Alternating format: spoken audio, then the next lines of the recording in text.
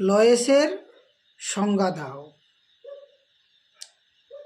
লয়েস শব্দটির উৎপত্তি ফ্রান্সের লস নামক এক গ্রাম থেকে। জার্মান শব্দ লয়েস এর অর্থ হল স্থানচ্যুত বস্তু।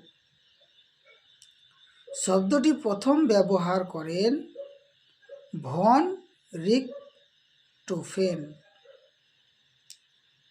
মরুভূমির হলুদ ও ধূসর রঙের কোয়ার্টজ, ফেলসপার, ক্যালসাইট, ডলোমাইট ও অভ্র খনিজ সমৃদ্ধ সূক্ষ্ম 20 থেকে 50 মাইক্রোমিটার শিথিল ধূলি বালিকণাকে লয়েস বলে।